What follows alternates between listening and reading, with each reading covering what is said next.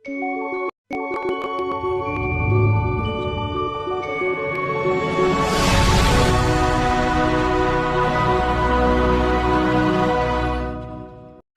సువార్తలోని 25వ అధ్యాయంలో ఉన్న ఒక రెండవ భాగాన్ని మీ ముందర ఉంచడానికి ఈరోజు నేను ఇష్టపడుతున్నాను. మా ప్రభువారి చిత్తమైతే మరి చక్కటి వర్తమానమును ఆలోచింపజేసే మాటలు దేవుడు మనకు దయచేయాలని కోరుదాం.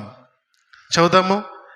మత్తయి సువార్త 25వ అధ్యాయము 14 వచనం నుండి మనం మొదలు పెడదాం.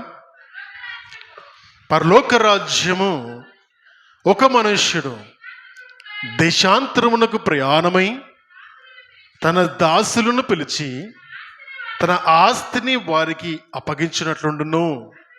అతడు ఒకనికి 5 తలాంతులను, ఒకనికి 2, ఒకనికి 1 ఎవని సామర్థ్యము చొప్పున వానికిచ్చి వెంటనే దేశాంతరము పోయెను. చాలమ్మా. ఇక్కడ 24వ అధ్యాయము 25వ అధ్యాయమును ఆలివెట్ డిస్కోర్స్ అని పిలుస్తారు. ఆలివెట్ డిస్కోర్స్ అంటే ఒలీవ కొండపైన కూర్చొని ప్రభువారు చెప్పిన వర్తమానం అని అర్థం చేసుకోవచ్చు. 24వ అధ్యాయంలో మాట్లాడుతున్నప్పుడు దేవాలయం గురించిన విషయాన్ని అక్కడ వాళ్ళు ప్రయాణం చేస్తున్నప్పుడు దేవాలయం గురించిన విషయాన్ని తన శిష్యులు చూపిస్తూ అంటారు. ఆ మార్గం గుండా ఆలయం గుండా వెళ్తున్నప్పుడు, ప్రభువా ఒక్కసారి ఆ దేవాలయాన్ని చూడు అని అడుగుతారు. ప్రభువా ఒక్కసారి దేవాలయాన్ని చూడు, ఎంత గొప్ప కట్టడ అది, సొలొమోను ఏమన్నా కట్టించాడా, ఎంత జ్ఞానము, ఎంత శక్తి, ఎన్ని సంవత్సరాలు పట్టింది అది కట్టడానికి అన్నప్పుడు ఒక్కసారి అయినట్టు చూసి ఒక కాలం రాబోతుంది, ఒక్క ఇటుక మీద ఇటుక కూడా ఉండకుండా ఈ దేవాలయము కూల్చబడుతుంది అని ప్రభువారు సెలవిచ్చారు. నిజంగానే సెలవిచ్చిన విధంగానే AD 70 క్రీస్తు శకము 70 సంవత్సరంలో రోమీయులు యెరూషలేము పైన దండెత్తి దేవాలయాన్ని మొత్తం కూడా ధ్వంసం చేశారు. ఒక ఇటుక పైన ఇంకొక ఇటుక లేదు. అర్థమవుతుందా? ఒక ఇటుక పైన ఇంకో ఇటుక లేదు. ఈ సందర్భాన్ని జ్ఞాపకం చేసుకుంటున్నప్పుడు తర్వాత ఆయన ఒలీవల కొండ వెళ్ళడం జరుగుతుంది. ఆ ఒలీవల కొండ దగ్గరికి వెళ్ళినప్పుడు తన శిష్యులు వచ్చి, ప్రభువా మీరు రాకడకు సూచనలు ఇవి, ఇవన్నీ ఎప్పుడు జరుగుతాయి అన్నప్పుడు ప్రభువారు పరలోక రాజ్యం గురించిన విషయాలను వాళ్ళకు నేర్పించడము మనం అక్కడ చూస్తాం. కాబట్టి 24వ అధ్యాయము 25వ అధ్యాయం మొత్తం కూడా ఒలీవల కొండపై నుండి ప్రభువారు తన శిష్యులకు నేర్పించిన పరలోక రాజ్య సువార్తను మనం ఇక్కడ నేర్చుకుంటున్నాం. ఏ విధంగా ఉంటుంది పరలోక రాజ్యము అని చెబుతూ, ఆ రాజ్యం వచ్చే సమయంలో ఈ లోకమంతా కూడా భయంకరమైన పరిస్థితుల్లోకి వెళ్తుంది. యుద్ధాల గురించి వింటారు, యుద్ధ సమాచారాల గురించి వింటారు, కరువుల గురించి వింటారు, అనేక రకమైన పరిస్థితుల గురించి కూడా మీరందరూ వింటారు. కానీ ఇంకా అది అంతము కాదు, అది కేవలం ఆరంభం మాత్రమే. ఆ దినము గురించియో ఆ గడియ గురించియో ఎవ్వరికి తెలియదు. అది పరలోకమందున్న దేవదూతలకే కానీ ఈ లోకంలో ఉన్న మనుష్య కుమారుని కానీ తెలియదు. కానీ ఎవరికి తెలుసు అంటే ఆ గడియ గురించి కేవలము తండ్రికి తెలుసు. క్రోనోస్, కైరోస్, ఆ గడియ, ఆ సమయము, ఆ కాలము కేవలము తండ్రికి మాత్రమే తెలుసు. కాబట్టి మిమ్మల్ని ఎవ్వరూ మోసపరచకుండా జాగ్రత్త పరచుకునండి. మీరు కలవరపడొద్దు. నేను అక్కడ ఉన్నాను, నేను ఇక్కడ ఉన్నాను, యేసు ఇక్కడ ఉన్నాడు, మాకు ప్రత్యక్షమంటే నో నమ్మొద్దని స్వయాన ప్రభువారే తన శిష్యులకు సెలవించిన మాట. అంటే పరలోక రాజ్యం వచ్చేటప్పటికీ ఏ విధమైన పరిస్థితులు ఈ భూమిపైన ఉంటాయో ప్రభువారు 24వ అధ్యాయంలో చూపించి పరలోక రాజ్యాన్ని ఒక ఉదాహరణగా, ఒక పారబుల్గా ఆయన చెబుతూ ఒక 2 పారబుల్స్ చెప్పి 3వ పారబుల్లోకి వచ్చేసరికి ఏమవుతుందంటే ఆయన డివిజన్ గురించి మాట్లాడతారు. అంటే 24వ అధ్యాయం మొత్తం కూడా రాకడకు ముందు జరిగే సంగతులు చెప్పడం జరుగుతుంది. తర్వాత 25వ అధ్యాయంకి వచ్చేసరికి ఏమవుతుందంటే ఆయన బుద్ధిగల కన్యకలు, బుద్ధి లేని కన్యకల గురించిన ఉపమానమును చెబుతారు. బుద్ధిగల కన్యకలు, బుద్ధి లేని కన్యకలు గురించిన కన్యకల ఉపమానము చెప్పినప్పుడు ఎక్కడైతే కన్యకల యొక్క ఉపమానము ఆగిపోతుందో, ఆ నాన్సర్డ్ క్వశ్చన్ ఫ్రమ్ ద వర్జిన్స్ నుంచి స్టోరీలో ఉంటుందో, ఆ ఆన్సర్ చెయ్యలేని ఆ క్వశ్చన్ని ఇంకొక పారబుల్లో, ఇంకొక ఉపమానములో ప్రభువారు చెబుతూ అక్కడ చెప్పలేని సమాధానాన్ని వీళ్ళ ద్వారా, ఈ ఉపమానం ద్వారా ప్రభువారు చెప్పడం జరిగింది. దీని తర్వాత తీర్పు ఏ విధంగా ఉండబోతుంది అని గొర్రెల గుంపు, మేకల గుంపు అని రెండు గుంపుల గురించి మాట్లాడతారు. ఈ విధంగా 3 వర్తమానాలు కేవలం 25 అధ్యాయంలో మనకు కనబడతాయి. సో 25వ అధ్యాయం నుంచి మనం చదువుకుంటున్నప్పుడు దీంట్లో 2వ భాగాన్ని నేర్చుకుంటున్నాం. 2వ భాగాన్ని కాబట్టి 2వ భాగం గురించి మాట్లాడుతున్నాం కాబట్టి మొదటి భాగాన్ని కొంచెం చెప్తాను. మీకు తెలిసిన సబ్జెక్టే, బట్ కొంచెం క్లుప్తంగా చెబుతాను. 10 మంది కన్యకలు ఉన్నారు. పరలోక రాజ్యం ఏ విధంగా ఉంటుందంటే 10 మంది కన్యకలు దివిటీలు పట్టుకొని పెళ్లి కుమారుని కొరకు ఎదురు చూస్తున్నట్టుంటది. ఈ 10 మంది కన్యకల్లో 5 బుద్ధిగల కన్యకలు, 5 బుద్ధి లేని కన్యకలు. బుద్ధిగల కన్యకలు, బుద్ధి లేని కన్యకలు కలిసి ఎదురు చూస్తున్నారు పెళ్లి కుమారుని కొరకు. ఈ ఎదురు చూస్తున్నప్పుడు ఎప్పుడు వీరు బుద్ధిగల వారని, ఎప్పుడు వీళ్ళు బుద్ధి లేని వారని ఎప్పుడు బయటపడుతుందంటే, ఎప్పుడైతే పెళ్లి కుమారుడు తన రావాల్సిన సమయాన్ని ఇంకా పొడిగించి ఆలస్యం చేసినప్పుడు బుద్ధిగల కన్యకలు వారి దగ్గర ఉన్న ఎక్స్ట్రా నూనె తమ దివిటిల్లో పోసుకొని ఇంకా వెలిగించుకుంటూ ఎదురు చూస్తూ ఉన్నారు. బుద్ధి లేని కన్యకలు ఎప్పుడు బుద్ధి లేని వారుగా మారుతారంటే, పెళ్లి కుమారుడు యొక్క రాకడ ఆలస్యమైనప్పుడు, ఇంకా ఆయన ఏ సమయానికి వస్తాడో వీళ్ళు ముందుగానే ఊహించుకొని బద్ధకస్తులుగా ఉంటూ కేవలము కొంచెం సమయానికి పనికొచ్చే నూనె మాత్రమే తెచ్చుకుంటారు. ఆ నూనె అయిపోగానే అయ్యో పెళ్లి కుమారుడు వస్తాడు అనుకున్నాము, రాలేదు, ఆలస్యం అయితట్టుంది, మరి ఒక పని చేయండి, మీ దగ్గర ఉన్న కొంచెం ఉన్న నూనె మాకు ఇవ్వండి, మేము కూడా మీతో పాటు కలిసి ఎదురు చూస్తామంటే బుద్ధిగల కన్యకలు జ్ఞానయుక్తమైన మాట చెబుతారు. మా దగ్గరున్న నూనె మీకు మాకు సరిపోదు కాబట్టి మీరు పని చేయండి, పోయి మార్కెట్కి వెళ్ళి తెచ్చుకోండి నూనె అని. వీళ్ళు మార్కెట్కి వెళ్ళి నూనె తెచ్చుకునే లోపు పెళ్లి కుమారుడు వచ్చేసినప్పుడు బుద్ధిగల కన్యకలు ఉన్నవారు అప్పటికే ఎదురు చూస్తున్నవారు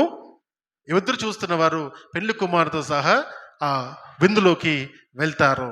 తర్వాత డోర్స్ అన్నీ కూడా క్లోజ్ చేయబడతాయి, అక్కడున్న తలుపులన్నీ కూడా, ద్వారాలు క్లోజ్ చేయబడతాయి. అప్పుడు బుద్ధి లేని కన్యకలు పరిగెత్తుకొని దాని దివిటెళ్ళను చాలా నూనె తెచ్చుకుంటారు, డోర్ కొడతారు. ఈ బుద్ధిగల కన్యకలు కనపడరు. ఎక్కడ పోయారంటే వెళ్ళిపోయారు, లోపలికి ద్వారంలోకి వెళ్ళిపోయారు. ఆ పండుగలో పాల్గొంటున్నారు అన్నప్పుడు డోర్ కొడుతున్నారు, బలంగా కొట్టి ప్రభువా మేము వచ్చాము, మా కొరకు తలుపు తీయవా, మేము కూడా మీ కొరకు రాత్రంతా వెయిట్ చేసాము, కానీ మీరు లేట్ అయింది, మా దగ్గర నూనె అయిపోయింది, మేము షావుకర్ దగ్గరికి వెళ్ళి ఆ నూనె కొనుక్కొచ్చుకునేసరికి మాకు చెప్పకుండానే మీరు వచ్చేసారు, కాబట్టి ఎవరు మిమ్మల్ని మోసం చేసంటే మీరే మమ్మల్ని మోసం చేసిర్రు, మేము మా కొరకు ఎదురు చూస్తూనే ఉన్నామని అన్నప్పుడు, అవునా నాకు తెలీదు మీరెవరో అని సింపుల్గా మీరెవరో నాకు తెలియరని వారిని పక్కకు పెట్టేసి అప్పుడు వారిని బుద్ధిహీనులుగా లేబుల్ చేస్తారు. బుద్ధిగల వారు పరలోక రాజ్యము కొరకు ఎదురు చూసి సిద్ధపాటుగా ఉండి ప్రభువారు వచ్చినప్పుడు ఆయన ఎదుర్కోవడానికి సిద్ధంగా ఉంటారు. 2వ గుంపు బుద్ధి లేని గుంపు ఎప్పుడవుతారంటే ఆయన రాకడ ఇంకా ఆలస్యమైతే అనుకొని వాళ్ళు ప్రభు కొరకు ఎదురు చూస్తూ మధ్యలోనే నిరసించి వాళ్ళు తప్పిపోతారు. గమనిస్తున్నారా? ఇద్దరిలో ఉన్న కామన్ థింగ్ ఏంటంటే ఎదురు చూడడము. 2 గుంపులు దేవుని రాజ్యం కొరకు ఎదురు చూస్తున్నారు. వాళ్ళ రక్షణని దివిటిలను పట్టుకుని ఎదురు చూస్తున్నారు. ఒకరి రక్షణ లేదా ఒకరి విశ్వాసము మధ్యలోనే చల్లారిపోయింది. నిలబడ్డారు కానీ మధ్యలో పడిపోయారు. మళ్ళీ నిలబడడానికి అవకాశం వస్తుందని వెళ్ళి వాళ్ళు దేవునిలో బలపడడానికి మళ్ళీ వచ్చేసరికి ప్రభు వచ్చేసారు. అప్పటి వరకు సిద్ధంగా ఉన్న వారు మాత్రమే తీసుకెళ్ళబడ్డారు. గమనించండి, అందరూ ఎదురు చూస్తారు కొందరే ఎత్తబడతారు. అందరూ ప్రార్థన చేస్తారు, కొందరే ఎత్తబడతారు. అందరూ వాక్యం చదువుతారు, కొందరే ఎత్తబడతారు. అందరూ బ్రతుకుతారు, కొందరే ఎత్తబడతారు.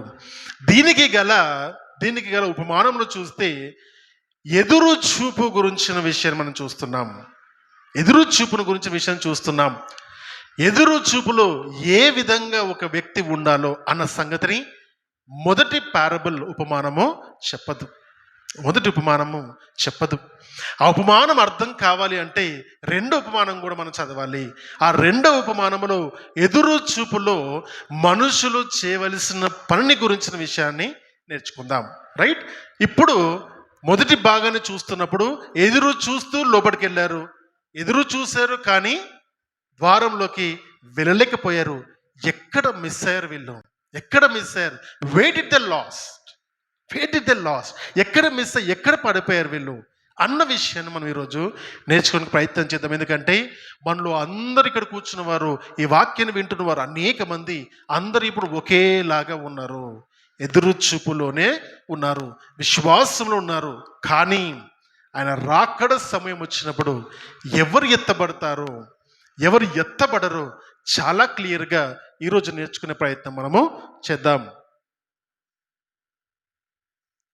రైట్, ఇక్కడ ఒక వచనం చూస్తున్న 14 వచనం చూస్తున్నప్పుడు పరలోక రాజ్యం గురించిన ఉపమానం మరొక్కసారి చెబుతూ, ఒక మనుష్యుడు దేశాంతరమునకు ప్రయాణమై తన దాసులను పిలిచి తన ఆస్తిని వారికి అప్పగించినట్లుండును. ఎట్లంటే అతడు ఒకనికి 5 తలాంతులను, ఒకరికి 2 తలాంతులను, ఒకరికి 1 తలాంతులని ఎవరి సామర్థ్యము చొప్పున, అండర్లైన్ చేసుకోవాలి, ఎవరి సామర్థ్యము చొప్పున వారికిచ్చి వెంటనే దేశాంతరము పోయాను. ఇక్కడ ఏం చూస్తున్నాం? 2 విషయాలు గమనిస్తాం. ఇక్కడ 2 విషయాలు. పరలోక రాజ్యము దేనితో పోలుస్తున్నారు?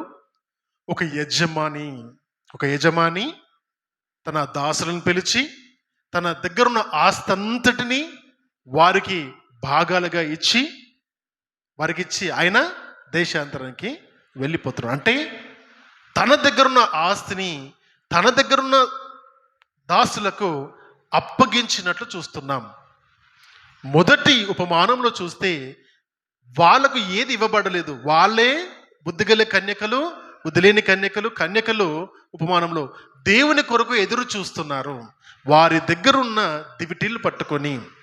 రెండవ భాగం చూస్తే పరలోక రాజ్యం ఏ విధంగా ఉంది అంటే, వీళ్ళకు దేశాంతరంకి వెళ్తున్న ఒక యజమాని వాళ్ళ ఆస్తిని ఇచ్చినట్టుగా ఉంది.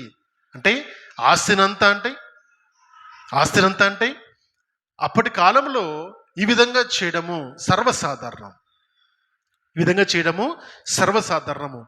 తోటలను తమ దాసులకు అప్పగించలేడము, ఆస్తులను తమ దాసులకు అప్పగించి వెళ్ళడము, దూర ప్రాంతాలకు వెళ్ళి నమ్మకమైన తమ దాసులను పిలిచి వారికి ఇటువంటి బాధ్యతను అప్పగించడము, వచ్చిన తర్వాత బాధ్యత నెరవేర్చిన వారికి వారి యొక్క కొంచెం ధనమో మరి ఇంకొంత పదవులలో ఇవ్వడము సర్వసాధారణము ఆ కాలంలో.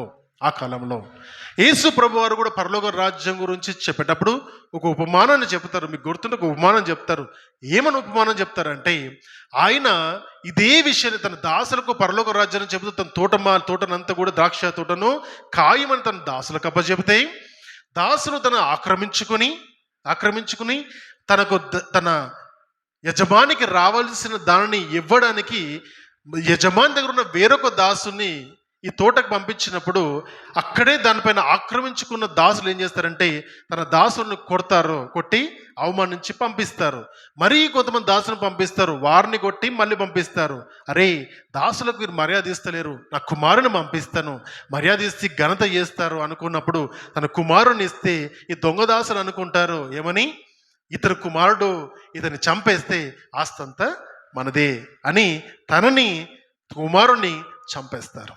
అప్పుడు ప్రభు వేసిన ప్రశ్న, యజమాని ఏం చేస్తాడంటే తన శక్తితో తన సామర్థ్యంతో వచ్చి ఆ చెడ్డ దాసులను ఏం చేస్తాడంటే నరికి చంపేస్తాడు. అంతేనా? ఈ ఉపమానాన్ని చూస్తున్నప్పుడు యజమాని ఎవరు? దేవుడు. దాసులు ఎవరు? ఈ లోకంలో ఉన్న మనుషులు. పొలమైన ఆస్తి ఎవరంటే మనకు దేవుడిచ్చిన సామర్థ్యాలు. దేవుడు మనకిచ్చిన సామర్థ్యాలు, ఎబిలిటీస్ అని మనము నేర్చుకోవాలి. అయితే ఇక్కడ యజమాని ముగ్గురు దాసులు పిలుస్తున్నాడు అనుకుందాం. ముగ్గురు నమ్మకమైన దాసులే. ఈ ఉపమానాన్ని నేను మీకు కొత్తగా చెప్పట్లేదు, అంతేనా? అనేక సార్లు మీరు చదివారు, అనేక సార్లు మీరు అనేక మందికి చెప్పి ఉంటారు. ఇది ఏముందిలే అనుకోకుండా ఏముంది అని ఆలోచించడానికి ప్రయత్నం చేద్దాం. అర్థమవుతుందా? రైట్. అయితే ఈ ఉపమానం చూస్తున్నప్పుడు తన యజమాని తన యావదాస్తిని కూడా దాసులకు ఇస్తున్నాడు. ట్రస్టెడ్ సర్వెంట్స్ అంటే నమ్మకమైన దాసులకే ఆస్తులను ఇస్తారు, నమ్మకము లేని వాడికి ఇవ్వరు. అంటే ఇక్కడ 5 తలాంతులు ఇచ్చిన వాడు, 2 తలాంతులు ఇచ్చిన వాడు, 3 తలాంతులు తీసుకున్నవాడు అందరూ నమ్మకమైన దాసులే, నమ్మకము లేని దాసులు కాదు. ఇది మొదటి గుర్తుపెట్టుకోవాలి. రైట్. ఆస్తి ఎంత? ఆస్తి ఎంత? ఆస్తి ఎంత? 5 తలాంతులు, 2 తలాంతులు, 1 తలాంతు అంటే 5 రూపాయలు, 2 రూపాయలు, 1 రూపాయ. అంతేనా? 5 రూపాయలు, 2 రూపాయలు, 1 రూపాయ ఆస్తి అంటారు ఎవరన్నా? మనకు అదే అర్థమవుతుందా? 5 తలాంతులు, 2 తలాంతులు, 1 తలాంతు అంటే ఇదేదో ఇంత చిన్న డబ్బులు పట్టుకొని ఆస్తి అంటారు ఏందని అర్థమవుతుందా? ఆస్తియే. మనం ఇక్కడ మాట్లాడుతున్న తలాంతు అనేది ఈరోజు మాటలు చూస్తే it is not a coin are a note. అది ఒక కాయిన్, ఒకటి రూపాయి బిల్లును, 10 రూపాయల బిల్లును, డాలరు కాదది. తలాంతు. ఈరోజు మనం వింటున్నాం టాలెంటెడ్ పీపుల్ అని. ఎక్కడి నుంచి వచ్చింది తెలుసా మాట? ఇక్కడ నుంచే వచ్చింది ఆ మాట. ఇక్కడనే తలాంత్ అన్న మాట క్రమేణా లాటిన్ గ్రీక్ భాషలో టాలెంట్గా మార్చబడి ఇంగ్లీష్ అబ్రివేషన్లో టాలెంట్గా మనం ఈరోజు ఉపయోగిస్తున్నాం. ఇది సోర్స్ మాత్రము ఇక్కడ నుంచే ఈ పారబుల్ నుండి తీసుకోవడము జరిగింది. అయితే తలాంత్ అంటే ఏంటంటే it is called sums of money అంటే చాలా ధనమని అర్థము. తలాంత్ అంటే ఆ కాలంలో చాలా డబ్బు అని అర్థము. ఈ సందర్భంలో చూస్తున్నప్పుడు తలాంతుని ఒక కాయిన్ కాదు, అదొక వెయిట్ అంటే ఒక బరువు. 5 తలాంతుల బరువు, 2 తలాంతుల బరువు, 1 తలాంతు బరువు. 1 తలాంతు విలువ ఎంత తెలుసా? ఒక డైలీ లేబర్ యొక్క 20 సంవత్సరాల కష్టం. అప్పటి కాలంలో 6,000 దినారాలు. 1 తలాంతు ఈజ్ ఈక్వల్ టు 6,000 దినారాలు. అంటే 1 సంవత్సరంకి 300 దినారాలు సంపాదిస్తారు. అవునా? రైట్. ఈ విధంగా ఆలోచిస్తే 6,000 దినారాలు సంపాదించాలి ఒక డైలీ లేబర్ అంటే 20 సంవత్సరాల కష్టం. అది 1 తలాంతు 20 సంవత్సరాల కష్టమైతే 5 తలాంతులు ఎన్ని సంవత్సరాల కష్టము? 100 సంవత్సరాల కష్టము. అర్థమవుతుంది? అంటే ఒక వ్యక్తికి 20 సంవత్సరాల కష్టార్జితాన్ని అప్పచెప్పాడు, ఒకడికి 40 సంవత్సరాల కష్టార్జితాన్ని అప్పచెప్పాడు, ఒకడికి 100 సంవత్సరాల కష్టార్జితాన్ని అప్పచెప్పాడు. గమనించండి, పట్టుకొని వెళ్ళిపోవచ్చు, బతికేవచ్చు జీవితాంతం. దాన్ని పట్టుకొని దొంగలించి వెళ్ళిపోవచ్చు. చాలామంది ఉద్యోగాల్లో చేస్తున్నప్పుడు ఇటువంటి పొరపాట్లు చేస్తారు. అక్కడ 50,000 10,000 జీతగాడు ఉంటే 50,000 దొరుకుతుందంటే అది తీసుకొని జోబులు పెట్టుకొని వెళ్ళిపోతారు, ఇంకా జీవితంలో బతికేవచ్చు అనుకుంటారు. కానీ ఇక్కడ ఆలోచిస్తే ఒక వ్యక్తి యొక్క 20 సంవత్సరాల సంపాదన, 40 సంవత్సరాల సంపాదన, 100 సంవత్సరాల సంపాదనను ఈక్వల్గా ఒక వ్యక్తికి ఇస్తున్నప్పుడు ఎంత నమ్మితే ఆ వ్యక్తికి అంత తలాంతులు ఇస్తారు. అది ఆస్తి. 160 సంవత్సరాల ఆస్తిని యజమాని తన దాసులకు అప్పచెప్తున్న సంగతిని గమనిద్దాం. అంటే అదొక వెయిట్. ఒకవేళ ఈ వెయిట్ని బంగారం ఇస్తే ఇది 120 సంవత్సరాల ఆస్తి కాస్త 500 సంవత్సరాల ఆస్తి అవ్వచ్చు. అది వెండి అయినా, అది బ్రాంజ్ అయినా, ఇత్తడైనా, ఇంకేదైనా సరే దాని విలువ దాన్ని బట్టి ఉంటుంది. ఈ రోజు కాలంలో మాట్లాడుకుంటే $1200 మనం దాన్ని క్రోడీకరించవచ్చు. 1 talent ఈజ్ ఈక్వల్ టు $1200.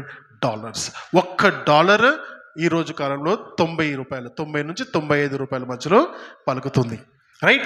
ఒక $100 అనుకున్నా కూడా 1,20,000 మనము అనుకోవచ్చు. యావరేజ్గా చూస్తే ఆ కాలంలో చాలా ఎక్కువ డబ్బులు అవి. ఇది చిన్న మాట, చిన్న తలాంతు, ₹5 ₹10 కాన్సెప్ట్ కాదు. ఇది యావద్ ఆస్తిని, అంత గొప్ప ఆస్తిని యజమాని తన దాసులకు అప్పచెప్పి వెళ్తున్నాడు. మొదటగా నేర్చుకున్నాం, ఇది తన నమ్మకమైన దాసులు 3.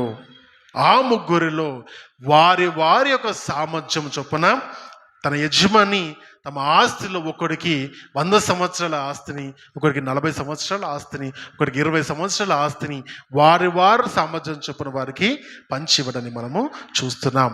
ఇక్కడ గమనించుకుంటే, రెండో భాగం గమనించుకున్నాం. ఇక్కడ గమనించుకుంటే ఒక విషయం మనకు డౌట్ వస్తుంది. ఆ డౌట్ ఏంటంటే ఎందుకు సరి సమానంగా ఇవ్వలేదు? అందరికీ సమానంగా ఇవ్వాలి కదా. యజమానైనా, మంచోడైనా, గొప్పవాడైనా ఏం చేయాలి? అందరికీ సరి సమానంగా ఇవ్వాలి కదా. సరి సమానంగా ఇచ్చినా ప్రాబ్లమే. యేసుప్రభువారు ఇంకొక ఉపమానంలో ఇదే పని చేశారు. ఆయన కూడా ఏం చేశాడు? తనకు తోట ఉంటే, పరలోక రాజ్యం గురించి చెప్పేటప్పుడు తోట ఉన్నప్పుడు అన్నాడన్నమాట, ఉదయం 9 గంటలకు వెళ్ళి తీసుకురా పని చేయడానికంటే, ఉదయం 9 నుండి సాయంకాలం 5 గంటల వరకు పని చేయంటే ఎన్నిసార్లు? 1 దినారం ఇస్తానంటాడు ప్రభువారు. Okay, fine. మధ్యాహ్నం వెళ్తాడు, 12 గంటల నుండి 5 గంటల వరకు పని చేస్తే 1 దినారం ఇస్తా అంటాడు. Very good. 3 గంటలకు వెళ్ళి వచ్చిన పని 3 గంటల నుండి సాయంత్రం 5 గంటల వరకు పని చేస్తే 1 దినారం ఇస్తా అంటాడు. Very good. 4 గంటలకు వెళ్ళి ఒక్కరిని పిలిచి గంట పని చేయి, 1 దినారం ఇస్తా అంటాడు. Very good. అందరికీ సరి సమానంగా ఇస్తున్నప్పుడు 9 గంటలు వచ్చాడు అనుకుంటాడు, అబ్బా 4 గంటలకు వచ్చినాక 1 దినారం ఇస్తున్నాడు, నాకు ఎన్ని ఇస్తున్నాడు ఈ లెక్క చొప్పున అని అనుకుంటాడు. సమానంగా ఇచ్చినా ప్రాబ్లమే. ప్రభువారు సమానంగా ఇచ్చినందుకు వాడు ఏమంటాడు? ఇదేంది, నేను ఇంత కష్టపడి ఉదయం 9 నుండి సాయంకాలం 5 గంటల వరకు కష్టపడితే నాకు అంతే జీతము. 4 గంటలకు వచ్చి 5 గంటల వరకు గంట పని చేస్తే వాడికి అంతే జీతము. ఇదేం అన్యాయం అంటాడు. సమానంగా ఇస్తే ఇదే ఉంటుంది ప్రాబ్లం. సమానంగా ఉంటే ఇదే ప్రాబ్లం. కష్టాన్ని విలువ వేయలేవు నువ్వు అని అంటాడు ప్రభువారు. మాట అంటాడు, నేను దాతృత్వముని చూపిస్తుంటే నీకెందుకు అసూయ? నేను కృప చూపిస్తున్నాను.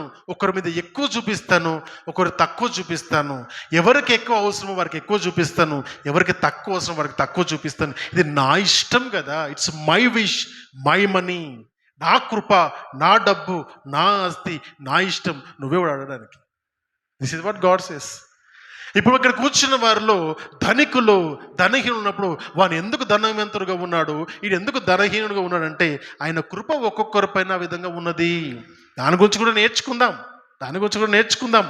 ఈ విధంగా ఆలోచన చేస్తే ఇక్కడ ఈ యజమానుడు అన్యాయస్తుడా అంటే, ముందు చెప్పిన విధంగా చూస్తే సమానంగా ఇయ్యలేదు కాబట్టి అన్యాయస్తుడు అనేవాళ్ళు కూడా ఉంటారు. కానీ దైవకంగా ఆలోచిస్తే ఎవరి సామర్థ్యం చొప్పున వారికి పని. ఇది మనకు చాలా బాగా అర్థం కావడానికి చాలా సింపుల్. 10వ తరగతి చదివినోడికి కంపెనీలో MD పొజిషన్ ఇస్తే ఏం చేస్తాడు?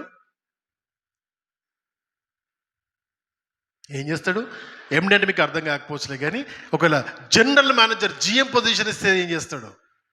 10వ తరగతి పాస్ అయ్యాగానే come go and sit in my GM position అంటే వాడు ఎక్కడ సంతకం పెట్టాలో తెలియదు, ఎందుకు పెట్టాలో తెలియదు. అంతేనా? ఒక 20 సంవత్సరాల ఎక్స్పీరియన్స్ ఉన్న వాడిని ఆ పొజిషన్లో పెట్టి అప్పుడే 10వ క్లాస్ పాస్ అయిన అక్కడ పెడితే ఏమవుతుంది? సర్వము సమానము పెట్టగలుగుతామా? ఎవరి సామర్థ్యం చొప్పున వారికి పొజిషన్స్ ఉన్నవి. ఎవరు ఏ పని చేయాలో ఆ పని తగ్గట్టుగా వారికి జీతాలు ఉన్నవి. పని తగ్గట్టుగా జీతాలు. కానీ దౌర్భాగ్యం ఏంటంటే కింద పని చేస్తాడు ఎప్పుడు ఏమనుకుంటాడంటే అది ఏం పని చేస్తాడు, పైనోడికి పనే ఉండదు, వస్తాడు, కూర్చుంటాడు, ఏదో రాసుకుంటాడు, పోతాడు. మేమే కదా గ్రౌండ్ నుండి పని చేస్తాం అంటారు. చాలామంది ఉంటారు అనేటోళ్ళు. ప్రతి కంపెనీలో ఉంటారు. నేను కూడా అన్నా. ఓకేనా? నేను కూడా అన్నా, ఏం చేస్తాడు మా బాస్, మొత్తం మేమేగా చేసేది పని అంటాం. అక్కడ పోతే కానీ అర్థం కాదు, అక్కడ పోయి కూర్చుంటే కానీ ఆ హాట్ సీట్ ఎంత హాట్ ఉంటుందో అర్థం కాదన్నమాట. కాబట్టి ఎవరి సామర్థ్యం చొప్పున వారికి పని ఇవ్వడం జరుగుతుంది అన్నది మొదట మనము నేర్చుకోవాలి. మన సామర్థ్యం చొప్పున మనకు కూడా పని ఇవ్వడము జరుగుతుందన్న విషయాన్ని గమనించుకోవాలి. రైట్. మొదటిగా నమ్మకమైన వాళ్ళు 3. ఈ ఆస్తి అనేది కేవలం చిన్న ఆస్తి కాదు, చాలా పెద్ద ఆస్తి. మూడవదిగా సమానంగా కాదు, సామర్థ్యం చొప్పున ఇవ్వడం జరిగింది. ఇప్పుడు ఈయన చేయవలసిన పని ఈయన చేస్తాడు యజమాని. ఇప్పుడు దాసులు చేయవలసిన పని కొరకు చూద్దాం. దాసులు చూద్దాం. 16వ వచనం. 5 తలాంతులు తీసుకున్నవాడు వెళ్ళి వాటితో వ్యాపారము చేసి మరి 5 తలాంతులు సంపాదించెను. అలాగునని 2 తీసుకున్నవాడు ఇంకా 2 సంపాదించెను. అయితే కండిషన్, అయితే 1 తలాంతు తీసుకున్నవాడు వెళ్ళి భూమి తవ్వి తన యజమానుని సొమ్మును దాచిపెట్టాడు. 3 రకాల పనులు కనపడుతున్నారు. సామర్థ్యం అర్థమైందా? ఎవరి సామర్థ్యం ఎంత ఉందో? అవునా? సామర్థ్యం అర్థమైంది. ఇప్పుడు ఎవరి సామర్థ్యం ఎంత? 5 తలాంతులు ఇచ్చిన వాడి సామర్థ్యం ఇంకా 5 చేసే సామర్థ్యము, 2 తలాంతులు ఇచ్చిన వాడి సామర్థ్యం ఇంకా 2 చేసే సామర్థ్యము, 1 తలాంతు ఇచ్చే సామర్థ్యం భూమిలో దాచిపెట్టడం. సామర్థ్యం అర్థమైందా? అందుకే ఒకటే ఇచ్చిండు వాడికి. ఎందుకు నేను ఎదగలేకపోతున్నానంటే మనం అంతే. మైండ్ అంతా భూమి తవ్వుదాము, లోపల పెడదాం. ఎదగాలన్న ఆలోచన ఉండవు. భూమి కింది భాగంలో ఉంచుదాం, జాగ్రత్తగా ఉంచుతామని. నాకు తెలిసి వీడు చేసిన పని ఏంటంటే ఆ 1 తలాంతుకు తీసుకుపోయి తవ్వి పెట్టి దాని మీద చెట్టు పెట్టి ఉంటాడు. ఖచ్చితంగా ఒక విత్తనం వేసి చెట్టు పెట్టి ఉంటాడు. ఎందుకంటే గుర్తు పెట్టి రోజు వచ్చి నీళ్ళు పోసి ఉంటాడు. దానికి నీళ్ళు పోసి రోజు పెరుగుతుందా లేదా అని చెక్ చేసి ఉంటాడు. చెట్టు అయితే పెరిగింది, డబ్బులు పెరగలేదు, ఆస్తి పెరగలేదు, జాగ్రత్తగా దాచిపెట్టాడు. అంటే దీని అర్థం ఏంటి? వాడికి అంతే తెలుసు, అంతకు మించి ఇంకా తెలియదు. అంటే ఇచ్చిన దాన్ని ఏం చేయాలో తెలియదు. ఇక్కడ కనపడుతుంది సామర్థ్యము. ఇచ్చిన దాన్ని ఏ విధంగా ఉపయోగించుకోవాలో సామర్థ్యత, దాని గురించి నేర్చుకుంటున్నాం ఈరోజు. అర్థమవుతుందా? అక్కడ కన్యకల ఉపమానంలో ప్రభువారు చెప్తున్నప్పుడు, కన్యకల ఉపమానంలో మనం చూసిన సందర్భం ఏంటంటే ఎదురు చూస్తున్నారు. కేవలం ఎదురు చూపు కనబడుతుంది, ఎదురు చూస్తున్నట్టే కనబడుతుంది. కానీ ఎలా ఎదురు చూస్తున్నారు, ఎలా ఎదురు చూడాలి? ఎదురు చూడడంలో, వాళ్ళ దివిటిలు ఆరిపోకుండా కాపాడుకోవడంలో ఏం కావాలి అంటే సామర్థ్యత కావాలి అని చెబుతున్నాడు. అక్కడ వాళ్ళ సామర్థ్యత ఉంది. బుద్ధిగలవాడు తన సామర్థ్యతతో తన దీపమును ఆరిపోకుండా తనకు కావలసిన నూనెను ఎంత కాలమైనా సరే తన నూనెను వాడు తెచ్చుకొని దాన్ని సంపాదించుకుంటూ దాన్ని వెలిగించుకుంటూ ఉంటాడు. తన జీవితాన్ని వెలిగించుకుంటాడు. బుద్ధి లేనివాడు తవ్వి దాన్ని ఉడతవి దాంట్లో పెడతాడు. సామర్థ్యము మల్టిప్లై చేస్తుంది. దీనికి ఎగ్జాక్ట్ ఆపోజిట్ అసమర్థత తీసుకెళ్ళి దాచిపెడుతుంది. అర్థమైందా? ఇక్కడ చూసినప్పుడు 5 తలాంతులు 2 తలాంతుల వారి కొరకు ఆలోచన చేద్దాం. వీళ్ళు చేసిన పని ఏంటి? వీళ్ళకిచ్చిన ఆస్తిని వ్యాపారం చేసి దీన్ని మళ్ళీ రెట్టింపజేశారు. ఎందుకు మొదటి విషయం గమనించుకోవాలి. వీరిని నమ్మకమైన దాసులుగా ఎందుకు పిలిచానంటే 5ను ఇంకా 5 చేసిన వాడు, నేను ఎందుకు వ్యాపారం చేయాలి? నా సొంత వ్యాపారం నేను చేసుకోలేనా? ఆలోచన వచ్చిందా ఆలోచన? రాలేదు. ఎందుకు? ఈ మాత్రము ఈయన ఇచ్చిన 5 తలాంతులు ఈయనకి ఇచ్చేసి పైన వచ్చిన 5 తలాంతులు నేను తీసుకుంటా అనుకున్నాడా? ఆ ఆలోచన కూడా రాలేదు. అది నమ్మకత్వము. దేవుని విషయంలో, మనుషుల విషయంలో మనుషులు ఉండవలసిన జ్ఞానము, బుద్ధి ఏంటంటే నిన్ను నమ్మిన యజమానికి వాడికి సంపాదించడానికి నిన్ను కుదుర్చుకున్నాడు. అతన్ని కొరకు సంపాదించడానికి నిన్ను కుదుర్చుకున్నాడు. నువ్వు అతని కొరకు సంపాదించడం వద్దనుకుంటే బయటకు వచ్చాయి. No one stops you, right? No one stops you. ఇదే ప్రాబ్లం. ఒక కంపెనీ మేము ఆడిట్ చేస్తున్నాము, అక్కడ జరిగిన ప్రాబ్లం కూడా ఇదే. ఏంటంటే యజమాని తన దగ్గర ఉన్న పని వారిని, నమ్మకస్తులని వారికి బిజినెస్ని అప్పచెప్తే ఆ బిజినెస్లో వీళ్ళు ఆ బిజినెస్ని ఎక్కువ చేసి ఏం చేశారంటే దానిలో ఉండి డబ్బులు కాజేయడం నేర్చుకున్నారు. ఎంత సంపాదించారంటే వీళ్ళు పక్కన ఇంకా 2 బిజినెస్లు పెట్టేసారు.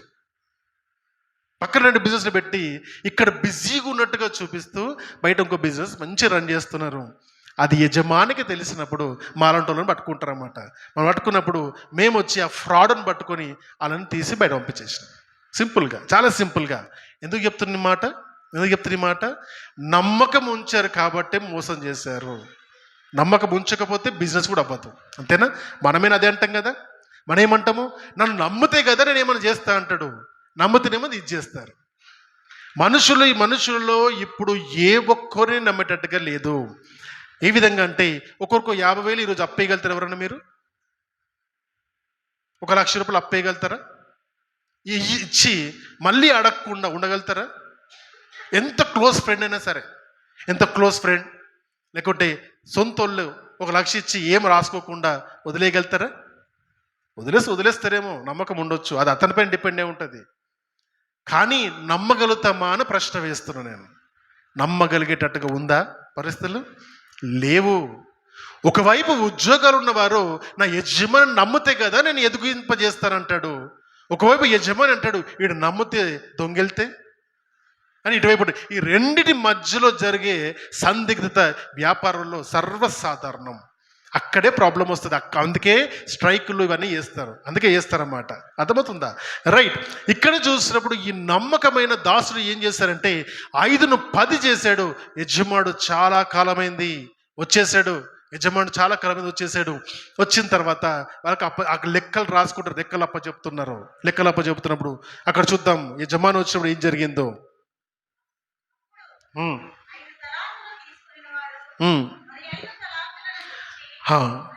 అయ్యా, నీవు నన్ను నమ్మి 5 తలాంతులు అప్పగించితివే, అవియుగాక మరి 5 తలాంతులు సంపాదించుటని చెప్పినప్పుడు ఎంత సంతోషపడతాడు యజమాని. నా నమ్మకాన్ని నిలబెట్టినవరా నువ్వు అంటారా? నా నమ్మకం నిలబెట్టినవు నువ్వు, వెరీ గుడ్ అదేనడా. అతని యజమానుడు బలా నమ్మకమైన నా మంచి దాసుడా, మంచి దాన్ని అండర్లైన్ చేసుకోండి.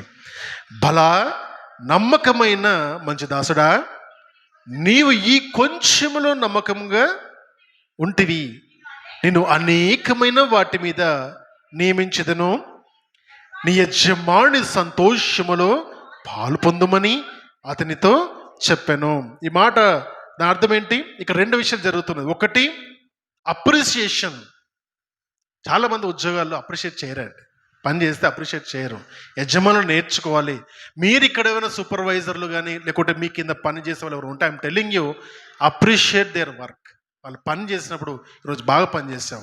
చిన్న లేబర్ అయినా పెద్ద పొజిషన్ వాడికైనా కావాల్సింది అప్రిసియేషన్. అప్రైజర్లో చూసుకుందాం అనొద్దు. అప్రైజర్ అంటే సంవత్సరం ఒకసారి జీతాల గురించి మాట్లాడుకునే సమయంలో అప్పుడు చెప్తా అని అనుకోవద్దు. ఎప్పటికప్పుడే చెప్పాలి. అంటే మీ ఇంట్లో భోజనం పెట్టినప్పుడు ఆ రోజు కూర కానీ పప్పు కానీ బాగుంటే బాగుంది అని చెప్పాలి. అప్పుడే చెప్పాలి. మళ్ళీ వారం తర్వాత అప్పుడు బాగా చేస్తా చెప్తే దానికి విలువ ఉండదు. అర్థమవుతుందా? అదేవిధంగా ఎవరన్నా మంచి పని చేస్తే స్పాట్లో చెప్పాలి. Good you are doing good అని చెప్పగలగాలి. అది మనుషులకు అలవాటు చేసుకోవాలి. ఒకవేళ మీరు ఆ పరిస్థితిలో ఉంటే చేయండి. ఇక్కడ యజమాని నేర్పిస్తున్నాడు. అది ఏమనంటే మంచి పని చేసినందుకు బలా అంటే గుడ్ వెరీ గుడ్ అని చెబుతూ మంచి దాసుడా అంటున్నాడు. మంచి దాసుడు చెడ్డ దాసుడు దేన్ని బట్టి డిఫైన్ చేయబడుతుంది? మంచి పనుడు చెడ్డ పనుడు దేన్ని బట్టి డిసైడ్ చేయబడుతుంది? చదువుదాం. అలాగే 2 తలాంతులు తీసుకుని వాడు వచ్చి, అయ్యా నీవు నాకు 2 తలాంతులు అప్పగించితివే, అవియుగాక మరి 2 తలాంతులు సంపాదించుతానని చెప్పాను. అతని యజమానుడు బలా నమ్మకమైన మంచి దాసుడా, నీవు ఈ కొంచెంలో నమ్మకముగా ఉంటివి, నేను అనేకమైన వాటి మీద నియమించదను, నిజమాని సంతోషములో పాలు పొందుమని అతనితో చెప్పాను. ఇతను కూడా అదే మాట కాపీ పేస్ట్ చేశాడు. ఇక్కడ 3వ వ్యక్తి వచ్చాడు. తర్వాత ఈ టాలెంటెడ్ పర్సన్ తర్వాత 1 తలాంతు తీసుకున్నవాడు వచ్చి, అయ్యా నువ్వు విత్తని చోట కొయ్యవాడవు, చల్లని చోట పంట కూర్చుకునేవాడవైనా కఠినబడి నేను ఎరుగుదును గనుక నేను భయపడ్డాను. నేను వెళ్ళి నువ్వు నాకు ఇచ్చిన తలాంతును జాగ్రత్తగా భూమిలో దాచిపెట్టి తిని, ఇదిగో నీది నీవు తీసుకొని పో అని చెప్పాను. అందుకు అతను బలాదాసుడు అన్నాడా? ఏమన్నాడు? అతను యజమానుడు వానిని చూచి సోమరివైన చెడ్డ దాసుడా. డెఫినేషన్ మారిపోయింది. అక్కడ బల మంచి దాసుడా, ఇక్కడ సోమరివైన చెడ్డ దాసుడా. నేను విత్తని చోట కోయేవాడను, చల్లని చోట పంట కూర్చుకుని వాడనని నువ్వు నిజంగా ఎరుగుదువా? అట్లయితే నీవు నా సొమ్ము సావుకారుల యుద్ధ ఉంచవలసి ఉండెను, నేను వచ్చి వడ్డీతో కూడా నా సొమ్ము తీసుకొని ఉందునే అని చెప్పి ఆ తలాంతుని వాని యొద్ద నుండి తీసుకుని 10 తలాంతులు గలవానికి ఇయ్యుడి అని చెప్పాను.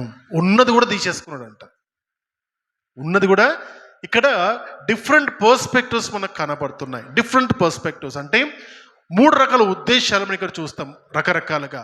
మొదటి వచ్చినప్పుడు 5 చేసిన వాడిని చూసి సంతోషపడ్డాడు. సంతోషపడి ఇప్పుడు నా సంతోషంలో నువ్వు పాల్గొనము. గమనించండి, చెబుతున్నాను, ఉద్యోగాలు చేసేవారు ఏదో కంపెనీకి సర్వీస్ చేస్తున్న ఫీలింగ్లో ఉండొద్దండి. అంటే మనం ఇంట్లో పని వాళ్ళగా ఉన్నా, ఉద్యోగాల్లో ఉన్నా, ఎక్కడున్నా కూడా నేనేదో కంపెనీకి ఇస్తున్న ఫీలింగ్లో కనుక మీరు ఉంటే, my dear friends, I'm really sorry. మీరు చాలా భ్రమలో ఉన్నారు. మీకు ఇచ్చిన జీతానికి పని చేస్తున్నారు. ఎక్కువ చేస్తున్నారు ఎవరన్నా? దెర్ ఈజ్ అ సెయింగ్ అన్నమాట. ఇంగ్లీష్లో మంచి సెయింగ్ ఉంటుంది. ఆ సెయింగ్ ఏంటంటే, if you work without looking at the watch, you can buy anything without looking at the tag అంటాడు. అర్థమైందా? సమయము చూసుకోకుండా పని చేయడం కనుక నీకు అలవాటు ఉంటే, ఖరీదు చూడకుండా ఏదైనా కొనే స్థితికి నువ్వు ఒదుగుతావని అర్థం. ఒక గొప్ప ధనవంతుడు చెప్తారన్నమాట ఈ మాట. ఓకే, ధనవంతు యొక్క మైండ్ సెట్ చెప్తున్నాను అక్కడ. వాళ్ళు సమయాన్ని చూసి పని చేయరు, అట్టని ఖరీదు చూసి ఏది కొనరు, నచ్చిందా కొనేస్తారు. అర్థమవుతుందా? కార్ అయినా, బిల్డింగ్ అయినా, జ్యువెలరీ అయినా. Middle class mind set. 9 గంటలకంటే 9 గంటలకి వెళ్ళి 9:05 అయినా సరే వెళ్తారు, కానీ ఒక 5 నిమిషాలు ముందు మాత్రం పోరు. Middle class mind set. ఉద్యోగం 9 గంటలకి. ఎంతమంది ఉద్యోగం 9 గంటలకంటే 8:30 పోయి పని స్టార్ట్ చేస్తారు? ఒక్కరు చెప్పండి చాలు, నాకు ఐల్ బి హ్యాపీ. ఒక్కరు చెప్పిన 9 గంటలకు ఉద్యోగం అంటే 8:30కే వెళ్ళి ఉద్యోగంలో పని చేసేవారు ఎంతమంది? వదిలేయండి. 5 గంటలకు డ్యూటీ అయిపోతే 6 గంటల దాకా కూర్చొని యజమాని అడగకున్నా పని ఉందని 5 గంటల దాకా 6 గంటలకు కూర్చొని పనిచేస్తారు ఎంతమంది? అర్థమవుతుందా? ఎందుకు మిడిల్ క్లాస్ వాళ్ళు మిడిల్ ఉండిపోతున్నారు? మిడిల్ క్లాస్ వాళ్ళు మిడిల్ ఉండడానికి కారణము, వాళ్ళు 9 నుండి 5 పని చేయాలి. 5:30 దాకా కూర్చోమనవా? ఓటీ ఇస్తావా? మరి ఓటీ ఇస్తే పని చేస్తా, లేకుంటే పని చేయ. ఇదే మైండ్ సెట్ ఉందా? అందుకే జీవితాంతం కిరాయిలలో ఉంటారు. ఎందుకు ఉంటారు అంటే, వీళ్ళ ఆలోచన అంతే. ఉదయం పోవాలి, సాయంత్రం రావాలి, 8 గంటలకు తినాలి, 9 గంటలకు పడుకోవాలి, మళ్ళీ 6 గంటలకు లేవాలి. ఇదే సైకిల్, జీవితాంతం ఇదే సైకిల్ చేసుకుంటే నువ్వు పర్ఫామ్ ఎప్పుడు చేస్తావు? ఈరోజు కాలంలో కూడా, ఈ సమయంలో కూడా మా దగ్గర పనిచేసే వాళ్ళకు నేను ఇచ్చే ఒకే ఒక ఛాలెంజ్ అంటాను. నేను కంప్యూటర్ ముందర 12 గంటలు కూర్చొని పని చేస్తాను రా, నువ్వు పని చేయగలుగుతావా అంటాను నేను. మా వాళ్ళు ఒక 6 గంటలు కాక నడుములు వస్తుంటాయి. అర్థమైతే అలసిపోతుంటారు. అర్థమవుతుందా? ఎంత కష్టపడతావు. నాకేమొస్తుంది జీతం కాదు, ఎంత సమయం అని కాదు, నాకు ఇచ్చిన పనిని నేను కంప్లీట్ చేసినా లేదా, దానిపైన కనుక వ్యక్తులకు ఫోకస్ ఉంటే వాడి ఎదుగుదలని ఎవ్వరూ ఆపలేరు. I'm telling you will become the top most performer of the company. నీ కంపెనీలో నేను వదులుకోవాలంటే నీ యజమాని బాధపడతాడు. యజమాని బాధపట్టట్టు చేయాలి, బాధ పెట్టేటట్టుగా చేసేది. అర్థమైందా? నువ్వు కాకపోతే 10 మంది దొరుకుతారని వాడు ఆ యజమాని నిన్ను అనుకోకుండా చేయాలంటే యజమాని అడగని కూడా చేయగలగాలి నువ్వు. నేను అనేది సోపింగ్ గురించి అంటట్లేదు, నేను ఇక్కడ మస్కాలు కొట్టమని చెప్పట్లేదు. నేను అంటున్న పాయింట్ అక్కడ ఏంటంటే, కష్టపడి పని చేయమని చెబుతున్నాము, ఇష్టంతో పని చేయమని చెబుతున్నాము. There is a structure called as obligation and choice. అంటే ఏంటంటే, నేను ఉదయకాలము 9 గంటలకు వెళ్ళి 5 గంటల వరకు నేను నా ఉద్యోగం నేను చేయాలి. ఇది నాకు నియామకమైన సమయము. ఉదయం 9 నుండి 5 గంటల వరకు పని చేయాలి, అందుకే జీతం ఇస్తారు. గంట బ్రేక్, అంతేనా? గంట బ్రేక్ ఇస్తారు. అంటే 8 గంటల ఉద్యోగానికి 30,000 జీతం అనుకుంటే 8 గంటలు నిజంగా పనిచేస్తారా? క్వశ్చన్ వేసుకోవాలి. 5ంటికి వెళ్ళాలని చదువుకోవాలని ఆలోచించి 4 గంటలకే చదవడం స్టార్ట్ చేసి, అవునా, ఆలోచిస్తాం. ఎందుకు చెప్తున్నా ఈ మాట మీకు అంటే గుర్తుపెట్టుకోండి. నేను 9 నుండి 5 రోజులు పని చేయాలనేది నీ రెస్పాన్సిబిలిటీ, ఆబ్లిగేషన్ లాగా ఫీల్ అవుతారు కాబట్టి దాన్ని ఎప్పుడు తక్కువ చేసుకోవడానికి ప్రయత్నం చేస్తారు. ఎగ్జాంపుల్ చెప్తాను నేను. బైక్ పైన పోయే పిల్లలు కానీ గమనించండి. బైక్ పైన చాలామంది యవ్వనస్తులు వెళ్తారు కదా. రెడ్ లైట్ పడగానే వాడికి ఏదో అయిపోతుంది. రెడ్ లైట్ పడ్డని ట్రాఫిక్లో వాడికి ఏదో అయిపోతుంది. ఏమైపోతుంది అంటే రెడ్ లైట్ పడకుండా పడ్డప్పుడు పక్క నుంచి వెళ్ళిపోవాలి, దాటేసి వెళ్ళిపోవాలి, పోలీసులకు దొరకకుండా వెళ్ళిపోవాలి, పోలీసులు ఫోటోలు తీసినా దొరకకుండా ఉండాలని రకరకాల ఆలోచన చేస్తారు. ఎందుకంటే అది కండిషన్, దాటితే ఫైన్ కాబట్టి వీటి దాన్ని ఆబ్లిగేషన్ లాగా ఫీల్ అయ్యి తన యొక్క బాధ్యతగా తను తీసుకుంటాడు. కాబట్టి బాధ్యతను అతిక్రమించడానికి చాలా ఇష్టపడతారు. ఎందుకు ఇష్టపడతారంటే బాధ్యత ఎప్పుడు బరువే. ఈ పిల్లలు ఉన్నారు, ఎందుకు ఉన్నారు నాయన, వీళ్ళకి ఎందుకు స్కూల్స్ వస్తాయి, వీళ్ళకి హాలిడేస్ వస్తాయి, అనవసరంగా ఇంట్లో ఉండి దిమాకంతా పాడు చేస్తారు. అర్థమవుతుందా? అనిపిస్తుందా? ఏం జరుగుతుందని అనిపిస్తుంది అంటే బాధ్యతను ఎప్పుడు బరువుగానే చూస్తాము. భార్యలు బాధ్యతగా అనుకుంటే భార్య బరువు అనిపిస్తుంది. భార్యలకు భర్త పిల్లలు బాధ్యత అనుకుంటే బరువు అనిపిస్తారు. దీనికి ఆల్టర్నేటివ్ ఉంది my dear friends. I'm telling you, choice. ఉదయం 9 గంటలకు వెళ్ళాలనేది నా చాయిస్. అప్పుడు నీకు అలారం అవసరం లేదు లేపడానికి, నీ బాస్ నీకు ఫోన్ చేయాల్సిన అవసరం లేదు, నీకు మీ ఆఫీస్లో కూర్చున్నప్పుడు నీ పని అయిందని నేను ఎవరు అడిగే అవసరం లేదు, నీకు ఆటోమేటిక్గా చేస్తావు. ఎందుకంటే నీ చాయిస్, అది నీ ఇష్టంతో చేస్తుంది. ఇష్టంతో చేసే ఏ పని కష్టంగా అనిపించదు. అది ఇంట్లో చేసే వంటైనా, ఉద్యోగం చేసే నీ పనైనా, బయట చేసే పార పైన ఏ పనైనా ఇష్టంతో చేస్తే అది కష్టంగా అనిపించదు. ఇప్పుడు క్వశ్చన్ వేసుకోవాలి మనము. ఇక్కడ 5 తలాంతులు ఉన్నవాడు 10 తలాంతులు చేశాడు, 2 తలాంతులు ఉన్నవాడు 4 తలాంతులు చేశాడంటే వాళ్ళు బాధ్యతతో చేశారా, ఇష్టంతో చేశారా? బాధ్యతతోనే చేసినవాడు తను బరువుగా అనుకుని ఏం అనుకున్నాడంటే తవ్వి దాంట్లో పెట్టాడు. ఎందుకంటే బాధ్యత ఎప్పుడు బరువే, ఎప్పుడు దింపుకుందామా అనిపిస్తుంది. దాని బదులు ఇష్టంతో చేస్తే అది ఎప్పుడు బరువు అనిపించదు. ప్రభువు చెప్తున్న మాట, ప్రయాసపడి బాధ్యతను నెత్తి మీద వేసుకొని పరిగెత్తుతున్న వారలారా నా యుద్ధకు రండి. ఏమంటాను? మీ బాధ్యతలు, మీ బరువులు అన్నీ కూడా నా పైన వేయి. కానీ నీకు ఒక మాట చెప్తా, నా కాడిని మీ పైన మోసుకో. నా కాడి చాలా సులువైంది. నీ బాధలు, నీ బాధ్యతలను నా మీద. ఎందుకంటే నేను నీ బాధ్యతలు, నీ బాధలు మోయడానికి నేను ఇష్టపడతాను. నేను సాత్వికుడను, దీర్ఘ మనస్సు గలవాడను. నీ బాధలన్నీ నా మీద వేయి. నాకు ఇష్టము నీ బాధలు మోయడము, నీకు ఇష్టం లేదవని మోయడము. కాబట్టి నువ్వు ఇష్టపూరితంగా ఏం చేయండి, నా సిలువను మోయి అని చెప్పి, నా సిలువ సులువైనది అని చెప్పి చిన్న బాధ్యతను ఇచ్చాడు. ఆ బాధ్యత ఇష్టంతో కూడినది. My dear friends, I'm telling you, అనేక మంది లోకంలో బ్రతుకుతారు. ఇష్టంతో ఎంతమంది బ్రతుకుతారు? Many people survive. How many people are living? Many people are living for survival. How many are actual living for the living? అంటే బతకడానికి కష్టపడుతున్నావు తప్ప జీవిస్తున్నావా? నీ జీవితాన్ని ఆస్వాదిస్తున్నావా? ప్రతి క్షణాన్ని నువ్వు చేసే ప్రతి పని, ఇక్కడ కూర్చున్నా, భోజనం చేస్తున్నా, నువ్వు పడుకుంటున్నా, నువ్వు ఏ పని చేస్తున్నా ఆస్వాదిస్తున్నావా పనిని? Are you enjoying your work? Are you enjoying whatever you are doing? If you are not enjoying, మజా వస్తలేదు అనుకోండి, మీరు రాంగ్ ప్లేస్లో ఉన్నారు మీరు. అంటే ఎంతో కష్టంతో చేస్తుంటే మై డియర్ ఫ్రెండ్స్, నేను కష్టపడుతున్నా ఎవరు చెప్పరు. కష్టపడ్డాడు ఎప్పుడు కష్టపడుతున్నాను చెప్పాడు. బద్ధకములు మాత్రమే ఇక్కడ వచ్చి వాడు అంటాడు, ఏమంటాడు? నీవు విత్తని చోట కోయివాడవు, తర్వాత చల్లని చోట. ఇంత బాగా గొప్ప మాటలు ఆ ఇద్దరు చెప్పిర్రా? ఇద్దరు దాసులు చెప్పిర్రా? చెప్పలేదు. వీడెందుకు చెప్తున్నాడు? ఇది పొగడ్తలు. పని చేతగానోడే పొగడ్తలు చేస్తాడు బాసులని. ముఖస్థుతులు చేస్తారు. My dear friends, I'm telling you, బాగా తెలుసు అందరికీ ఎవడు ముఖస్థుతి చేస్తారు, ఎందుకు చేస్తారు. అస్సలు అండర్ ఎస్టిమేట్ చేయొద్దు. ఇంత ముఖస్థుతి చేసిన తర్వాత అంటాడు. ఏమంటాడు ప్రభువారు? ఛీ అని సోమరివైన చెడ్డదాసుడా, పొగడ్తలు కాదు నాకు కావాల్సింది, పని కావాలి. పని చేసి మాట్లాడు. Action speaks louder than words. అంటే నీ పని నీ మాటలకు మించిందై ఉంటుంది. అవి ఎక్కువ బలంగా మాట్లాడతాయి. పని చేసే వాళ్ళు మౌనంగా ఉన్న వాళ్ళ పనే వారి తరఫున మాట్లాడుతుంది. మాట్లాడే వాళ్ళు కేవలం మాట్లాడతారని క్రమేణా కొన్ని రోజులతో తెలిసిపోతుంది. ఆటోమేటిక్గా 2 గుంపులు వస్తాయి.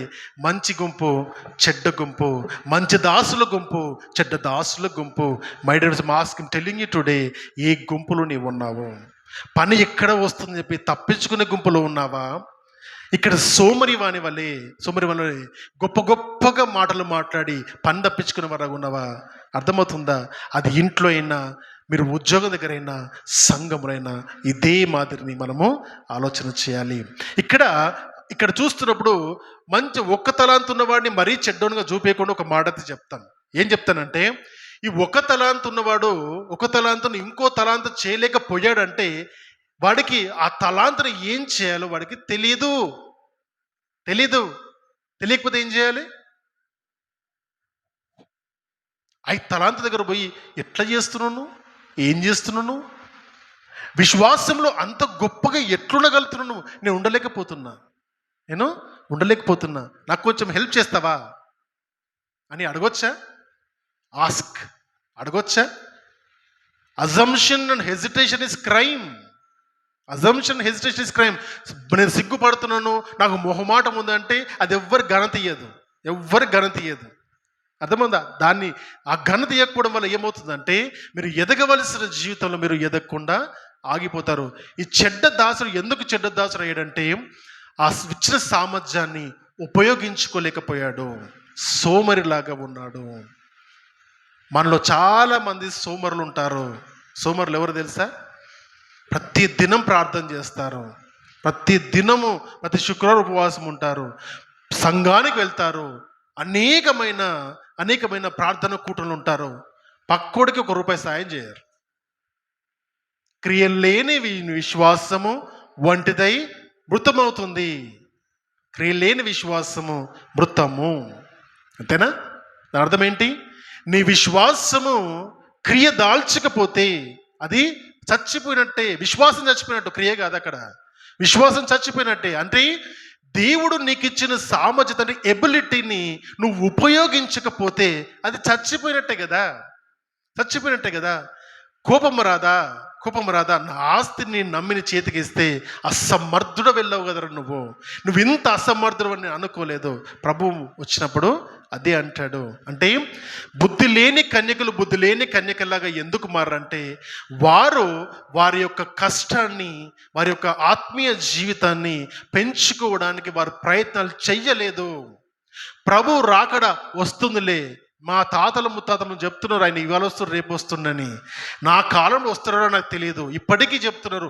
అప్పుడు చెప్పిన మాటని ఇప్పుడు చెప్తున్నారు. ప్రభు రాకడ ఆలస్యం అవుతుందంటే నువ్వు సిద్ధపడ్డానికి, ప్రభు రాకడ ఆలస్యం అవుతున్నప్పుడు నువ్వు చేయవలసిన పని చేయడానికి, కనీసము నువ్వు అనుకున్న పని, దేవునికి ఇచ్చిన బాధ్యత నువ్వు చేయలేకపోతే ఏం చేయాలంటే పక్కోడికైనా సాయం చేయాలి.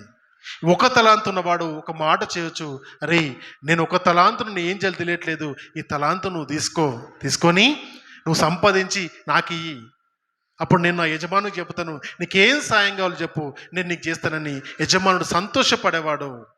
My dear, I'm telling you అసమానులుగా లేకుంటే అసమర్థులుగా అసమర్థమైన దాసులుగా ఎవరు ఉంటారంటే సామర్థ్యం పెట్టుకొని దాన్ని ఉపయోగించని వారు, దాని కొరకు కష్టపడని వారు, నాకేమొస్తుందిలే అని ఎప్పుడు ఆలోచించేవారు. ఇంకా ముందుకు మాట అంటాను, నాకున్నది ఎంత, వాళ్ళకి ఇచ్చింది ఎంత. అర్థమవుతుందా?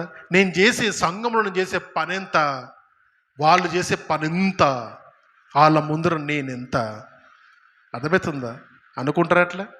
నేను చెయ్యలేను, నా వల్ల కాదు, నేను అసమర్థుడను, నాకంత శక్తి లేదు. ఇచ్చిన దాన్ని ఉపయోగించు. ఫస్ట్ ఇచ్చిన దాన్ని ఉపయోగించు. తర్వాత నువ్వు ఏమవుతావో తర్వాత తెలుస్తుంది. కానీ ఇచ్చిన దాన్ని చిన్నదైనా పర్వాలేదు, నీకు ఇచ్చిన సామర్థ్యాన్ని ఉపయోగించు. ఇంగ్లీష్లో మంచి సేయింగ్ ఉంటుంది.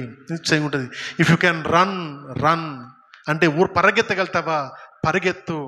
పరిగెత్తలేవా కనీసం నడవలేవా కనీసం పాకలేవా కనీసం ఏం చేయాలి, ఏదోటి చేయాలి. కానీ ఏదోటి చేయి, ఖాళీగా మాత్రం కూర్చోకు. ఎందుకంటే empty mind is devils work shop. ఖాళీగా ఉన్న మైండ్ ఎప్పుడు సాతాను యొక్క ఆలోచనలో ఉంటుంది. ఎప్పుడు పనికి మాలని ఆలోచిస్తూ ఉంటారు. ఖాళీగా ఉంటే you be busy. I'm telling you, చనిపోయేంత వరకు బిజీగానే ఉండు. ఏదైనా చెయ్యి. ఏం చేయకపోతే వెళ్ళి గార్డెన్ పని అన్నా వేసుకుంటూ కూర్చో. నీ గార్డెన్ ఉంటే నీ గార్డెన్, పక్కన గార్డెన్, ఏదో ఒక పని చేయి, బయటకు వెళ్ళిపో. ఎందుకు చెప్తున్న మాట? కష్టపడము. ఏదో రోజు నువ్వు కష్టపడుతుంటే ఏదో ఒక రోజు దానికి ప్రతిఫలం దొరుకుతుంది. ప్రతిఫలము దొరకదని ముందే కష్టపడకుండా కనుక నువ్వు పని చేయకుండానే నువ్వు వెనక తగ్గితే I'm telling you, you are already a failure. కష్టపడకుండా ఫెయిల్ అవుతారు. అర్థమవుతుందా? ఎవరితో తెలుసా? ఎగ్జామ్ ఇచ్చి, ఎంసెట్లో ఎగ్జామ్ ఇచ్చి దాంట్లో ఫెయిల్ అయితే నేను అంటాను వెరీ గుడ్, అట్లీస్ట్ అటెంప్ట్ చేసావు. ఇంకో రకంగా ఉంటారు, ఎట్లా ఫెయిల్ అవుతాను నేను, అందుకే నేను రాయలేదు. వీడేమనుకుంటాడు, నేను డబ్బులు మిగిలిచ్చాను అనుకుంటాడు. నేను డబ్బులు మిగిలిచ్చాను అనుకుంటాడు. వీడు అక్కడ అదే చేస్తున్నాడు. సోమరి పోతులు అనేక మంది ఉన్నారు. వాళ్ళు దాన్ని ఘనత అనుకుంటారు. నాకు ఇంతే వచ్చు, నాకు ఇంతకంటే ఎక్కువ రాదు. దేవుడు అంటున్నాడు, నీకు ఏమొచ్చు, ఈ లోకంలో బ్రతకడానికి నీకు ప్రతి ఒక్కరికి సామర్థ్యత ఇచ్చాను నేను. నీకు ఎంత అవసరం అంత ఇచ్చాను నేను. కొంచెంలో నువ్వు నమ్మకంగా ఉంటే అనేక వాటిపైన కూడా నమ్మకంగా వస్తాను. ₹1 నేను నమ్మకపోతే 10 రూపాయలకి ఎట్లా నమ్మాలి? యజమాని యొక్క నమ్మకాన్ని గెలుచుకో, కష్టపడి పని చేయి. ఈరోజు ప్రతిఫలం రాకపోయినా రాబో కాలంలో ప్రతిఫలం వస్తుంది. ఆ ప్రతిఫలం ఎటువంటి ప్రతిఫలం అంటే, కమ్ జాయిన్ మై విందు అంటాడు అన్నమాట. నా సంతోషంలో నువ్వు సంతోషంగా అంటే నా కంపెనీలోకి నువ్వు భాగస్వామికి వచ్చేసేయి అంతేనా దాని అర్థము? నా సంతోషంలో నువ్వు సంతోషంగా ఉండు అంటాం. అంటే కంపెనీలోకి నువ్వు వచ్చేసేయి, నువ్వు పెద్ద పొజిషన్లోకి వచ్చేసి ప్రమోషన్ ఇస్తున్నాడు అక్కడ. కష్టపడ్డ ప్రతి ఒక్కరికి ప్రమోషన్ వస్తుంది మై డియర్ ఫ్రెండ్స్. నా యజమాని అట్లా కాదన్నాను అనుకోండి, యజమాని తప్పు కాదు, కంపెనీ మార్చి ఏం ఫరక్ పడదు. అక్కడే వండుకుంటూ అదే బాధపడుతూ నా యజమాని తిట్టుకుంటూ ఎవడు మనం నిన్ను అక్కడ ఇంకో కంపెనీకి వెళ్ళు, అక్కడ నీ సామర్థ్యం చూపించు. అంతేనా? సామర్థ్యతను చూపిస్తే ఎదుగుదల, సామర్థ్యం చూపించకపోతే తరుగుదల. ఆఖరి మాట చెబుతాను, దేవుడు చెప్పిన మాట 29వ వచనం. కలిగిన ప్రతి వానికి ఇయ్యబడను, అతనికి సమృద్ధి కలుగును. లేని వాని యొద్ద నుండి వానికి కలిగినది తీసివేయబడను. అబ్బో, ఇట్స్ ఎ వార్నింగ్. ఉన్నోనికే ఇస్తా, లేనోనికి ఉన్నది కూడా తీసేసుకుంటా. ఎంత ఘోరంగా ఉంది ఇది, ఎంత ఘోరంగా ఉంది ఇది చదివితే ఏమనిపిస్తుంది మనకు? దేవుడు అస్సలు కనికరం లేనాడు అనుకుంటారు. దేవుడు అస్సలు కనికరం లేనాడు.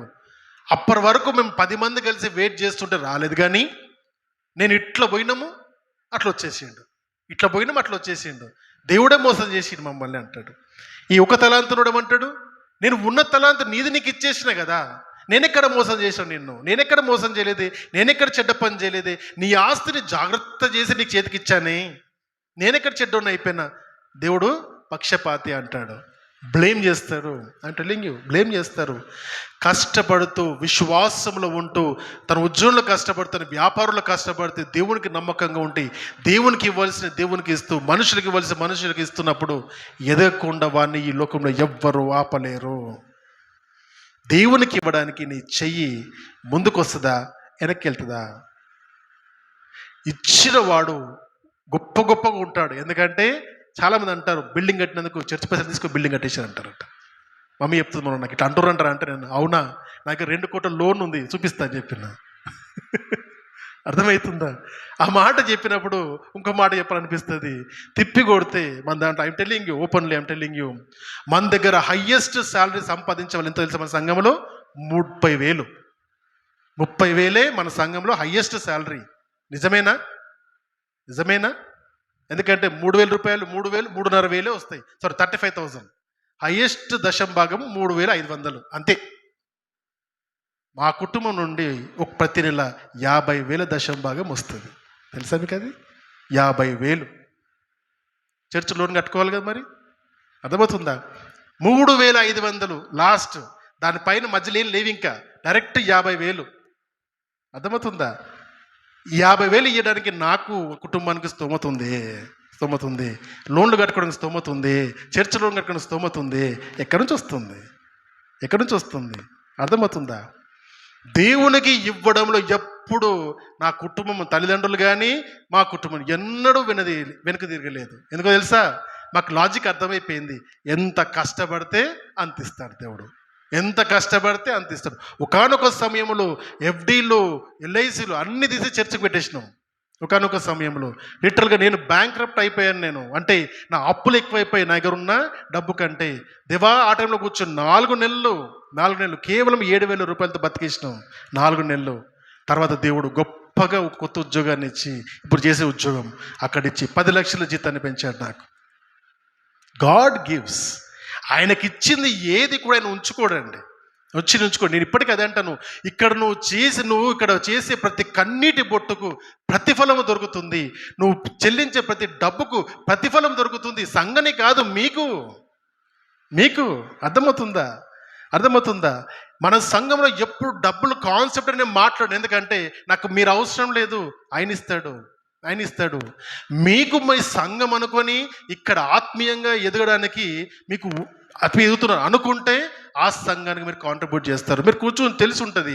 ప్రతిభ సిస్టర్ వాళ్ళు మధ్యలో మనకు దగ్గరకు వచ్చారు. మధ్యలో వాళ్ళు వచ్చి అన్నారు, బ్రదర్ నమ్మకంగా మీరు ఉన్నారు, సంవత్సరం నుంచి మిమ్మల్ని మేము చూస్తున్నాం, చాలా నమ్మకంగా డబ్బు విషయంలో జాగ్రత్తగా ఉంటారు. మేము వేరే సంఘానికి వెళ్తాము, అక్కడ దశంభాగం ఇవ్వకుండా మీ సంఘానికి ఇద్దామని మేము డిసైడ్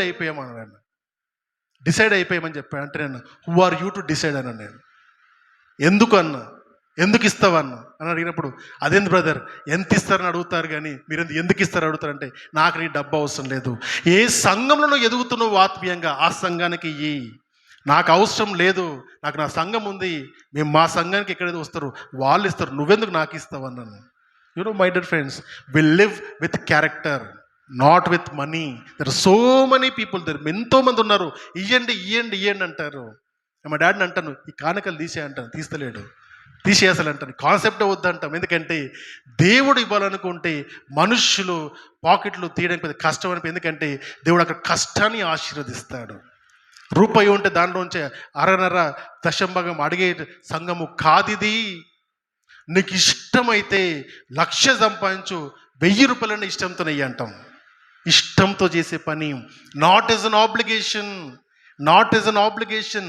కష్టముతో ఇవ్వాలి. క్యాలిక్యులేషన్స్, నా గ్రాస్ జీతము 50,000, అన్ని కట్టింగ్లు పొంగనే 20,000, 2,000 ఇవ్వాలి.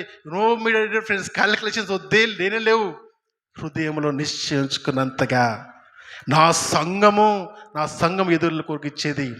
ఇక్కడ దేవుడు తన ఆస్తినిచ్చాడు. ఈ సంఘము దేవుడు మనకిచ్చిన ఆస్తి. దీన్ని ఇక్కడ నుండి అనేక మందికి సువార్త వెళ్ళడానికి మనమందరినీ దేవుడు ఉపయోగించుకుంటున్నాడు. ఒకరికి 5 తలాంతులు, ఒకరికి 2 తలాంతులు, ఒకరికి 1 తలాంతు ఇచ్చినట్టుగా మనకు అందరికి ఒక్కొక్క సామర్థ్యాన్ని ఇచ్చాడు. ఆ సామర్థ్యాన్ని పరలోక రాజ్య నిర్మాణం కొరకు ఉపయోగించుకుంటున్నావా? నీ బయట ఉన్నప్పుడు దేవునికి సాక్షిగా నిలబడుతున్నావా? అక్కడ సాక్షిగా, ఇక్కడ నువ్వు దేవుని కొరకు నిలబడితే అక్కడ నిలబెడతాడు దేవుడు నేను సాక్షిగా. ఉద్యోగంలో అనేక సార్లు క్రైస్తవుడు అన్నందుకు ఎన్నో ఇబ్బందులు పడినా కూడా ఉద్యోగాలు వదిలేసవలసిన అవసరం వచ్చినప్పుడు చాలా చక్కగా thank you so much, good bye అని చెప్పి నేను ఉద్యోగాలు వదిలేసిన. ఎందుకంటే నాకు కష్టం అనిపించలేదు. ఆదివారం రమ్మంటే థ్యాంక్ యూ సో మచ్, నాకు బెటర్ జాబ్ చూసుకుంటా, ఆదివారం వస్తేనే నేను పని చేసినట్టు నువ్వు అనుకుంటే ఈ పని నాకు వద్దు.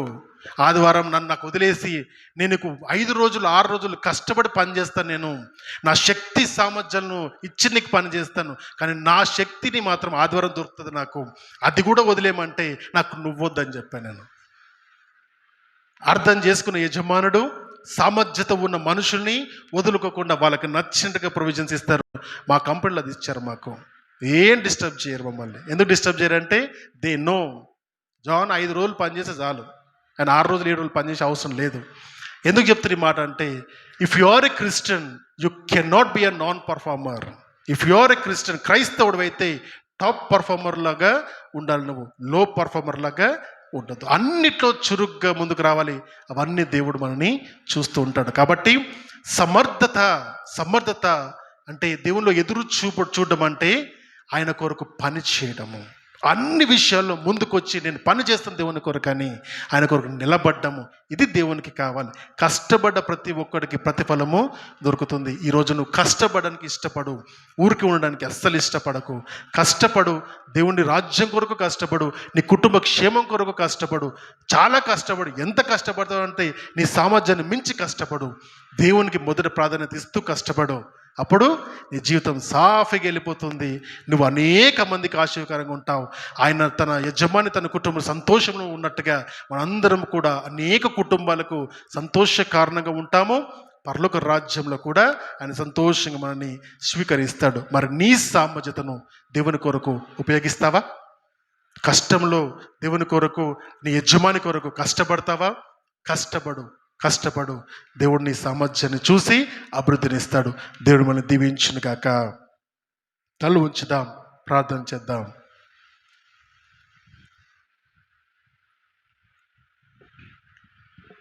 పరిశుద్ధమైన దేవా, మీకు స్తోత్రములు.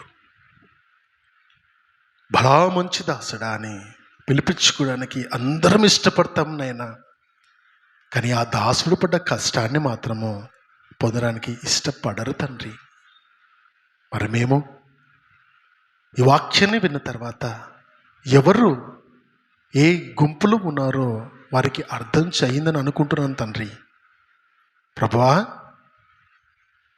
చెడ్డ దాసుని పేరును ఇక్కడున్న మా బిడ్డలు ఎవ్వరూ కూడా ఆ మాట అనిపించుకోకుండా వారు పనిచేసే చోట వారి విశ్వాసములో వారిని ఎదిగింప చేయండి నాయనా. మీరు మాకు ఇచ్చిన ఆస్తి తండ్రి, మా ఆత్మీయ జీవితము ఎదిగింప చేసుకోవడానికి మేము కష్టపడడానికి సహాయం దయచేయండి. మా ఉద్యోగ రీత్యా, మా వ్యాపారాల రీత్యా, మా పనుల రీత్యా సమస్తములో కష్టపడి దేవా మీకు నమ్మకమైన బిడ్డలుగా ఉంటకు మీ సహాయాన్ని మాకు దయచేయమని ఈ సమయాన్ని ఇచ్చేందుకు మరొకసారి కృతజ్ఞతలు చెల్లిస్తూ యేసయ్య అతి శ్రేష్టమైన నామములో ఈ ప్రార్థన మీకు సమర్పించుకుంటున్నాను పరమ తండ్రి. ఆమేన్. God bless you all. God bless you.